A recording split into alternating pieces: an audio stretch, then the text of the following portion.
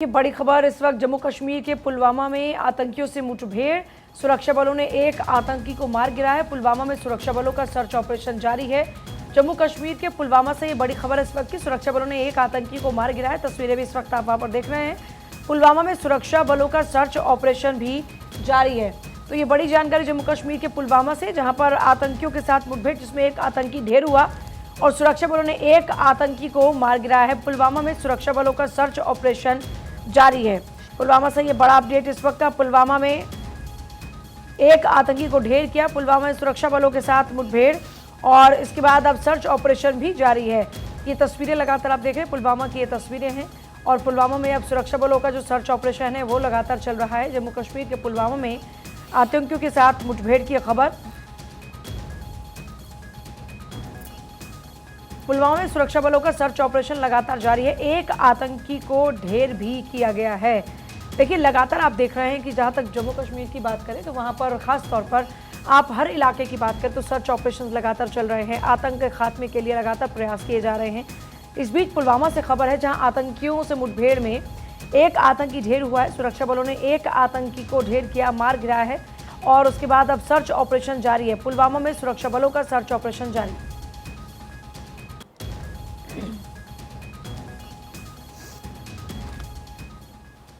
और चलिए आगे बढ़ेंगे। एक और बड़ी खबर आपको बताएंगे। प्रधानमंत्री नरेंद्र मोदी का आज उत्तराखंड का दौरा है। 12 बजे ऋषिकेश पहुंचने वाले हैं प्रधानमंत्री नरेंद्र मोदी। आज ऋषिकेश के आईडीपीएल मैदान पहुंचेंगे। विशाल जनसभा वहां पर होने वाली है।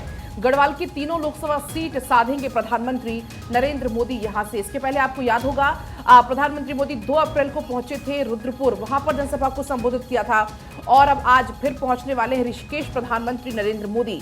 आपको बता दें, इसके माध्यम से प्रधानमंत्री मोदी गढ़वाल, टिहरी गढ़वाल और हरिद्वार संसदीय सीटों को साधने के लिए पहुंच रहे हैं। उधर बीजेपी ने प्रधानमंत्री नरेंद्र मोदी की जनसभा को लेकर तैयारियां लगभग अब पूरी कर ली है। आपको बता दें, लोकसभा चुनाव में पीएम मोदी का राज्य में ये दूसरा दौरा है, दूसरी जनसभा आज होने वाली है। इसके पहले 2 अप्रैल को रुद्रपुर में प्रधानमंत्री मोदी ने संबोधित किया था और अब आपको बता दें 3 सीट यहां से साधेंगे प्रधानमंत्री मोदी। गढ़वाल मंडल ये कहलाता है, जिसमें हरिद्वार, गढ़वाल और टिहरी गढ़वाल में ऋषिकेश में जनसभा होने वाली है, जहां से इन तीनों ही सीट को साधते हुए प्रधानमंत्री मोदी नजर आएंगे। उत्तराखंड की 5 सीट और 5 सीटों पर नजर प्रधानमंत्री मोदी की है। एक जनसभा रुद्रपुर में हो चुकी है और अब आज होने वाली दूसरी जनसभा, वहां से 3 सीट को साधने का कार्यक्रम प्रधानमंत्री मोदी का होगा। अपनी जनसभा के माध्यम से गढ़वाल और टिहरी गढ़वाल संसदीय सीटों की सुदूरवर्ती जितने भी इलाके हैं, जितने भी मतदाता हैं, उनको संदेश आज पीएम मोदी देंगे। तो हरिद्वार सीट के जातीय समीकरण को भी पीएम मोदी आज साधते हुए नजर आने वाले और यही कारण है कहीं ना कहीं कि प्रधानमंत्री मोदी ने आज जनसभा के लिए ऋषिकेश को चुना है। प्रधानमंत्री सुबह 11 बजे सभा स्थल पहुंचने वाले हैं। प्रधानमंत्री मोदी का आज राजस्थान का भी दौरा है। करौली में प्रधानमंत्री मोदी की विजय संकल्प रैली होने वाली है। उत्तराखंड के बाद राजस्थान रवाना होना है प्रधानमंत्री मोदी को।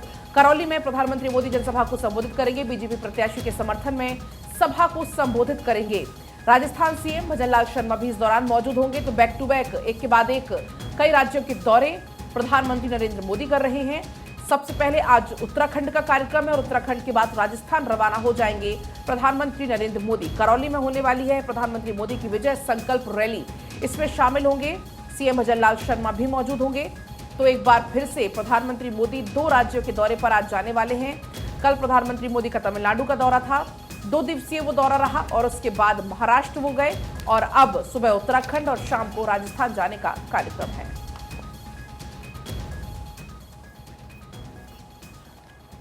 आगे बढ़ते हुए बात कर लेते हैं अब अखबारों की सुर्खियों की, जिसमें सबसे पहले तमिलनाडु के दौरे का जिक्र। प्रधानमंत्री नरेंद्र मोदी का ग्रैंड वेलकम तमिलनाडु में किया गया। वड़क्कम मोदी कहकर किया गया पीएम नरेंद्र मोदी का स्वागत। लोगों ने खूब फूल भी बरसाए और अखबारों में भी देखिए इस खबर का जिक्र है, क्योंकि प्रधानमंत्री नरेंद्र मोदी तमिलनाडु के दौरे पर रहे।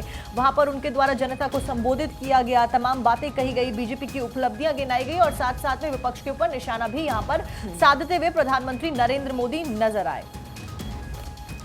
बढ़ते खबरों में आगे देखिए, बीते दिन प्रधानमंत्री नरेंद्र मोदी तमिलनाडु के दौरे पर थे और तमिलनाडु की 39 सीट पर किस तरह से बीजेपी जीत हासिल करे, अपने वोट परसेंटेज बढ़ाते हुए ज्यादा से ज्यादा सीट हासिल कर सके, इस लक्ष्य के साथ प्रधानमंत्री नरेंद्र मोदी खुद चुनावी मैदान में उतरे। और इसी बीच प्रधानमंत्री नरेंद्र मोदी ने विपक्ष पर भी निशाना साधा। डीएमके एक परिवार की कंपनी बनकर रह गई है। तमिलनाडु में भ्रष्टाचार और लूट का खेल डीएमके धर्म जाति के नाम पर लड़ाती है। तो इन तमाम बातों का का जिक्र करते हुए प्रधानमंत्री नरेंद्र मोदी ने विपक्ष पर जमकर निशाना साधा और क्या कुछ उन्होंने कहा है, सुनिए।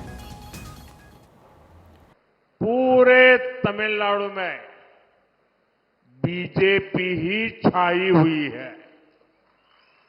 हर कोई कह रहा है डीएमके की विदाई बीजेपी और एनडीए के द्वारा ही होगी।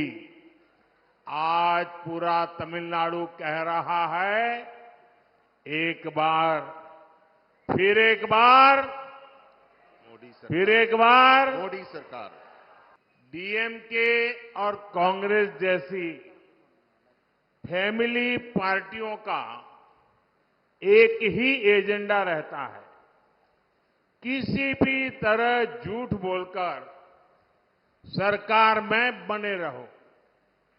कांग्रेस ने इतने दशकों तक गरीबी हटाओ का नारा दिया, लेकिन गरीबी नहीं हटी। ये एनडीए सरकार है जिसने 25 करोड़ लोगों को गरीबी से बाहर निकाला है। और पीएम मोदी ने नववर्ष की शुभकामनाएं दी हैं। आने वाला साल तमिलनाडु विकास की यात्रा को मजबूत बनाएगा, ये भी उनकी ओर से कहा गया। देखिए, इस बार एक तो तमिलनाडु पर पूरा जोर है, और तमिलनाडु पर क्योंकि देखिए इसलिए भी जोर है क्योंकि खाता ना खुल पाने की जो चीज़ है, इस बार बीजेपी ये चाहती है कि चाहे दक्षिण का द्वार हो चाहे पूरब का द्वार हो, द्वार खुले भी और ऐसा खुले कि वहाँ से सीटों की बरसात हो। और यही वजह है कि लगातार हर मौके पर तमिलनाडु पर फोकस किया जा रहा है। पीएम मोदी ने जब नववर्ष की शुभकामनाएं दी, जरा वो सुनिए।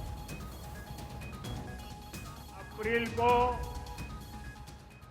हमारा नववर्ष आरंभ हो रहा है। मैं आप सबको नववर्ष की अनेक अनेक शुभकामनाएं देता हूं, और मुझे पक्का विश्वास है कि आने वाला वर्ष तमिलनाडु के विकास की यात्रा को और मजबूत बनाएगा, और ये चुनाव उसमें आपका उत्साह, उमंग, नई ताकत भर देगा। देखिए, चुनाव के द्वार दक्षिण से बेड़ा पार, ये बड़ा सवाल, क्योंकि देखिए प्रधानमंत्री मोदी लगातार तमिलनाडु के दौरे बैक टू बैक कर रहे हैं।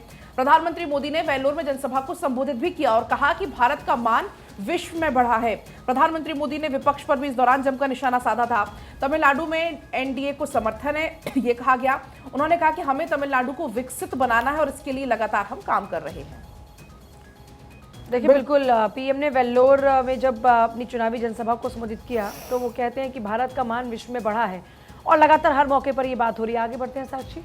बिल्कुल, आगे बढ़ते हुए बात कर लेते हैं पीएम नरेंद्र मोदी के ट्वीट की, क्योंकि पीएम मोदी ने तमिलनाडु के वेल्लोर में रैली की तस्वीरें पोस्ट की हैं। वो तस्वीरें भी आपको दिखाएंगे। एक्स पर उन्होंने पोस्ट किया और लिखा कि जनता का स्नेह अपार है, वेल्लोर में मौजूद रहे, वेल्लोर की जनता से आशीर्वाद का आग्रह है। प्रधानमंत्री कहते हुए नजर आए, और जैसा कि पूजा भी जिक्र भी कर रही थी कि बहुत इंपॉर्टेंट है इस बार दक्षिण को साधना, और इस बीच इसी वजह से लगातार दक्षिण पे फोकस किया जा रहा है। पीएम नरेंद्र मोदी कई सारी सभाएं, जनसभाएं और रैली, रोड शो फिलहाल दक्षिण में करते हुए नजर आए, क्योंकि 129 सीटों में पिछली बार केवल 29 सीटें बीजेपी के खाते में आई थी। ऐसे में इस बार 400 पार का नारा दिया गया, तो बहुत महत्वपूर्ण हो जाता है रंजना साउथ को साधना। बिल्कुल, और इसी को लेकर देखिए प्रधानमंत्री Narendra Modi back to back south के दौरे पर हैं। चुनावी हुंकार वहां पर बढ़ते हुए नजर आ रहे। बढ़ते खबरों में आगे, दक्षिण में चुनावी सभाएं करने के बाद प्रधानमंत्री नरेंद्र मोदी महाराष्ट्र पहुंचे और रामटेक में प्रधानमंत्री नरेंद्र मोदी ने विजय शंखनाथ रैली को संबोधित किया। नितिन गडकरी, सीएम एकनाथ शिंदे समेत कई दिग्गज यहां पर मंच साझा करते हुए नजर आए। तो प्रधानमंत्री नरेंद्र मोदी देखिए कल साउथ के बाद महाराष्ट्र पहुंचे और यहां पर भी चुनावी जनसभा को संबोधित करते हुए प्रधानमंत्री नरेंद्र मोदी ने विपक्ष पर निशाना साधा। अखबारों में भी इस खबर का जिक्र है, और प्रधानमंत्री नरेंद्र मोदी ने विपक्ष के उन आरोपों को पूरी तरह से नकार दिया और कहा कि अगर वह तीसरी बार केंद्र की सत्ता में आए तो संविधान और लोकतंत्र के खतरे में जो तमाम इस तरह की बातें करते हैं उस पर निशाना साधते हुए नजर आए। और क्या कुछ उन्होंने कहा वो आपको सुनाएंगे। और चलिए आगे बढ़ते हैं। देखिए, क्योंकि आपने देखा कि तमिलनाडु और महाराष्ट्र में कल प्रधानमंत्री मोदी चुनाव प्रचार करते हुए नजर आए। बात करते हैं रामटेक की, जहां पर पीएम मोदी ने विपक्ष पर तंज कसा, कांग्रेस और एनडीए पर चुन चुन कर प्रहार किया। कहा परिवारवादी पार्टियों को खत्म कर दें इस बार। देखिए, लगातार परिवारवाद पर हमला बोल रहे प्रधानमंत्री मोदी। इस बार भी जिन राज्यों में जा रहे हैं वहां पर परिवारवाद को और करप्शन को लेकर हमला बोलते नजर आ रहे हैं। देखिए, जैसे जब वेल्लोर की बात करते हैं या फिर मेतुपल्याम की बात करते हैं, यहाँ पर चुनावी रैली में खुद पीएम मोदी जब बरसे तो उनकी ओर से पीएम मोदी ने जब तमिलनाडु की सत्तारूढ़ पार्टी पर हमला बोलना शुरू किया तो कहा कि भ्रष्टाचार पर इनका पहला कॉपीराइट है। विभाजनकारी राजनीति में लिप्त होने, भ्रष्टाचार का पर्याय होने और राज्य के विकास की कोई चिंता नहीं करने का आरोप अब लगाया गया द्रमुक के ऊपर, डीएमके के ऊपर। लोकसभा चुनाव के तहत 19 अप्रैल को होने वाले मतदान से पहले राज्य के वेल्लोर और मेतुपलायम में चुनावी रैलियों को संबोधित किया पीएम मोदी ने। महाराष्ट्र में भी उनकी ओर से चुनावी सभाओं में जब संबोधित किया गया तो उनकी ओर से एमवीए को लेकर यानी महाविकास आघाड़ी को लेकर खूब हमला बोला गया। और लगातार देख रहे हैं कि पीएम मोदी करप्शन और परिवारवाद पर हमला बोलते हुए वहां की पार्टीज को घेरते हुए नजर आ रहे हैं। अच्छा, लेकिन इसी दौरे के दौरान एक बड़ी खूबसूरत तस्वीर निकलकर सामने आई। प्रधानमंत्री मोदी का प्रभु राम प्रेम यहां पर नजर आया। दरअसल एक नन्ही बच्ची जिसने प्रधानमंत्री मोदी का दिल जीता, श्री राम लला के रूप में ये बच्ची यहां पर सजकर पहुंची हुई थी। प्रधानमंत्री मोदी ने बच्ची को देखने के बाद बीच में रोका भाषण और लोगों ने जमकर यहां जय श्री राम के नारे भी लगाए। हालांकि प्रधानमंत्री मोदी बार बार राम मंदिर का जिक्र भी करते हैं और ये देखिए तस्वीरें सामने आई हैं जहां पर प्रधानमंत्री मोदी बीच में अपना भाषण रोकते हैं और इस दौरान जमकर जय श्री राम के नारे वहां पर लगते हैं। राम बन के आई है क्या?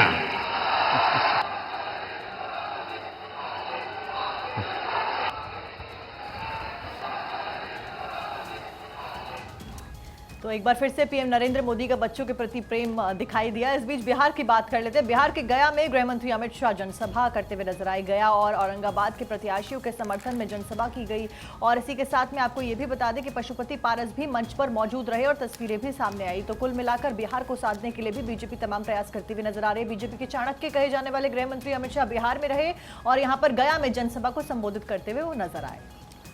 बढ़ते खबरों में आगे देखिए, अमित शाह का धुआंधार चुनाव प्रचार प्रसार जारी है। पश्चिम बंगाल और बिहार में चुनावी सभा उन्होंने की और बंगाल में ममता पर जमकर निशाना भी साधते नजर आए। तो बिहार में लालू परिवार पर बरसे अमित शाह। मेरे पास इस वक्त जागरण है और इसमें जिक्र भी हेडलाइन, सीएए पर लोगों को गुमराह कर रही है ममता। बंगाल में जब गृह मंत्री अमित शाह पहुंचे तब उन्होंने चुनावी हुंकार भरी और साथ ही साथ तृणमूल कांग्रेस पर निशाना साधते हुए नजर आए। तृणमूल कांग्रेस के लिए घुसपैठिए हैं वोट बैंक, ये गृह मंत्री अमित शाह ने कहा। बंगाल और बिहार में जनसभा को संबोधित करने के दौरान तमाम बड़ी बातों का जिक्र उन्होंने किया। विकास की बात की तो साथ ही साथ उन्होंने कहा कि पहली सभा बंगाल के बालूरघाट में गृह मंत्री अमित शाह की हुई। भाजपा उम्मीदवार सुकांत मजूमदार के समर्थन में उन्होंने चुनावी सभा की और यहां गृह मंत्री ने कहा कि बंगाल में अवैध तरीके से घुसपैठ जारी है। ममता दीदी इसे नहीं रोकेंगी क्योंकि घुसपैठिए उनका वोट बैंक है। भाजपा की सरकार बनने पर बंगाल में घुसपैठ रोकी जाएगी। हमने असम में घुसपैठ रोकी। संदेश खाली कांड का भी उन्होंने जिक्र किया। उन्होंने कहा कि ममता दीदी, आप तो महिला मुख्यमंत्री हैं, फिर भी संदेश खाली जैसी शर्मनाक घटना पर आप राजनीति कर रही हैं। इन तमाम बड़ी बातों का जिक्र करते हुए नजर आए और साथ ही साथ उन्होंने ये भी कहा कि ममता को सीएए को लेकर घेरा, बंगाल के लोगों को गुमराह कर रही है। और चलिए आगे बढ़ते हैं। बात होगी पश्चिम बंगाल की। पश्चिम बंगाल के दौलतपुर में अमित शाह का सीएम ममता बनर्जी पर हमला। कहा ममता बंगाल की जनता को गुमराह करने का काम कर रही हैं। आरोपियों को बचाना चाहती ममता बनर्जी। देखिए, ये कोई पहला मौका नहीं है जब पश्चिम बंगाल में बीजेपी जबरदस्त तरीके से टीएमसी को फाइट देती नजर आई हो। ममता बनर्जी अकेले अपने दम पर चुनाव लड़ रही हैं, ना कोई गठबंधन और ना किसी के साथ हैं वो। और इस बीच वो खुलतम ये कहती नजर आती हैं कि मुकाबला बीजेपी वर्सेस टीएमसी होगा।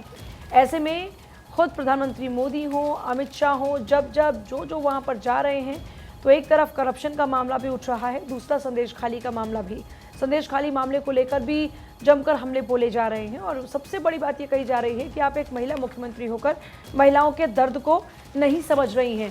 तो अमित शाह ने से ममता बनर्जी पर खूब हमला बोला और आरोपियों को बचाने के आरोप उनके ऊपर लगाए, क्योंकि संदेश खाली मामले में आरोपी पर जल्द एक्शन ना लेना, उनकी गिरफ्तारी ना करना, इसी को लेकर ममता बनर्जी को तब भी घेरा गया था और चुनाव में भी घेरा जा रहा है। और सीएए पर भी गुमराह कर रही हैं ममता बनर्जी। अमित शाह ने ये बात भी कही। नवोदय टाइम्स मेरे पास में और सेकंड पेज पर यह खबर है। और अब आगे बढ़ेंगे, बात होगी सीएम योगी आदित्यनाथ की।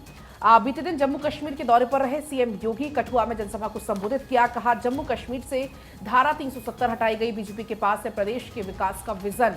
ये सीएम योगी कहते हुए नजर आए। सीएम योगी लगातार उत्तर प्रदेश की 80 की 80 सीटों पर नजर एक तरफ लगातार बनाए हुए हैं, लेकिन इसके अलावा और भी सीटों का जिम्मा दिया गया है सीएम योगी को। स्टार प्रचारक है सीएम योगी बीजेपी के, और ऐसे में बीते दिन जम्मू कश्मीर के कठुआ के दौरे पर रहे और इस दौरान सीएम योगी ने विकास की बात यहां पर कहते हुए कहा कि बीजेपी के पास एक विजन है प्रदेश के विकास का, जिस पर बीजेपी लगातार काम कर रही है।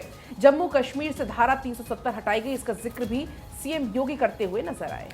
आगे बात कर लेते हैं लोकसभा चुनाव से संबंधित खबर की। लोकसभा चुनाव के लिए बीजेपी की एक और लिस्ट जारी कर दी गई। कल दोपहर को ये लिस्ट जारी करी जाती है। 10वीं सूची बीजेपी ने जारी की है। इस बीच इस सूची में 9 उम्मीदवारों के नाम शामिल हैं। मैनपुरी से जयवीर सिंह ठाकुर को टिकट दिया गया है। बलिया से नीरज शेखर प्रत्याशी के तौर पर उतारे गए हैं। रीता बहुगुणा जोशी का टिकट फिलहाल काट दिया गया है। वहीं गाजीपुर की अगर बात करें तो गाजीपुर से पारसनाथ राय को टिकट यहाँ पर दिया गया है। तो देखिए, पूर्व पीएम चंद्रशेखर के बेटे नीरज, बलिया से प्रत्याशी किरण खेर और रीता बहुगुणा का यहां पर टिकट कटा है। तो भाजपा ने जारी की 10वीं सूची, 9 उम्मीदवारों की घोषणा। उत्तर प्रदेश से 7, बंगाल और चंडीगढ़ से एक को मैदान में उतारा। मैनपुरी से डिंपल के सामने योगी के मंत्री जयवीर सिंह रहेंगे। आसनसोल सीट की बात करें तो एसएस अहलूवालिया को उतारा गया है चुनावी मैदान में। बढ़ते खबरों में आगे और अगली बड़ी खबर आपको बताते चले। गृह मंत्री अमित शाह का आज मध्य प्रदेश दौरा। दोपहर 2:45 में कटनी में अमित शाह की रैली होने वाली है। सार्वजनिक रैली को संबोधित करेंगे गृह मंत्री अमित शाह, और गृह मंत्री अमित शाह के इस रैली को लेकर प्रशासन की तरफ से पूरी तैयारियां की गई है। तो देखिए, बीते दिन गृह मंत्री अमित शाह चुनावी हुंकार बिहार और बंगाल में भरते नजर आए थे और आज गृह मंत्री अमित शाह एमपी के कटनी में पहुंचेंगे। दोपहर 2:45 में सार्वजनिक रैली को संबोधित करेंगे और इसे लेकर पूरी तैयारियां की गई है। तो 400 पार का नारा, लोकसभा चुनाव में 400 पार सीट हासिल करने को लेकर बीजेपी लगातार देखिए किस तरह से एक्शन मोड में है। बीजेपी के तमाम दिग्गज अलग अलग राज्यों में पहुंचने, विकास की बात करते हुए नजर आ रहे, तमाम उपलब्धियों को गिना रहे हैं। तो साथ ही साथ जमकर निशाना भी कांग्रेस पर साधते हुए नजर आ रहे हैं। आज गृह मंत्री अमित शाह कटनी में मौजूद रहने वाले मध्य प्रदेश के, और यहां पर सार्वजनिक रैली होने वाली है जिसे संबोधित करते हुए नजर आएंगे गृह मंत्री अमित शाह। तो केंद्रीय गृह मंत्री अमित शाह का आज महाराष्ट्र दौरा भी रहने वाला है। शाम 5:30 पर नांदेड़ में अमित शाह की रैली होने वाली है। सार्वजनिक रैली को संबोधित यहां पर भी करते हुए नजर आएंगे गृह मंत्री अमित शाह। तो देखिए, एमपी के कटनी में गृह मंत्री अमित शाह की रैली होने वाली है, तो महाराष्ट्र के नांदेड़ में भी अमित शाह की रैली होने वाली है। तो लगातार अलग अलग राज्यों में देखिए किस तरह से बीजेपी के तमाम दिग्गज पहुंच रहे, चुनावी सभा को संबोधित करते हुए नजर आ रहे। तो बीजेपी प्रत्याशी के पक्ष में वोट की अपील करते हुए नजर आ रहे। बीते दिन गृह मंत्री अमित शाह बंगाल और बिहार के दौरे पर नजर आए और वहां पर ममता सरकार पर बंगाल में सीएए को लेकर भी गुमराह कर रही है ममता, ये बयान उनका सामने आया। तो जमकर टीएमसी पर निशाना साधा गृह मंत्री अमित शाह ने। तो देखिए, मध्य प्रदेश महाराष्ट्र में महत्वपूर्ण सार्वजनिक बैठकों को संबोधित करने के लिए अमित शाह तैयार हैं। आज वो पहुंच रहे हैं मध्य प्रदेश और महाराष्ट्र में। चुनावी तराना आया बीजेपी का नया गाना। बीजेपी ने एक वीडियो पोस्ट किया है और इस पोस्ट में बीजेपी ने लिखा है, सपने नहीं हकीकत बुनते हैं, तभी तो सब मोदी को चुनते हैं। चलो देखिए। फिर देश नामों को चुनकर लाया, नामों ने भी अपना वादा निभाया। उन्नत देश जो था बस सपना, बस यही था सपना उसका अपना। चुनता रहा वो राह सही, जो जनहित में हो चुना वही। सपने नहीं हकीकत बुनते, तभी तो सब मोदी को चुनते, तभी तो सब मोदी को चुनते। भारत को ही माने अपनी माता, देश की जनता है उसका विधाता। नाम से पहले वो काम को चुनता, तभी तो उसकी हर कोई सुनता। भारतीय नारी विश्व पे भारी और थर थर कांपे भ्रष्टाचारी। उन्नत भारत का लोहा मनाया, रहा जमी पे चर्चा आसमां तक छाया। मल्लिन जगड़ तुड़चुनी थी, मोदी नंबर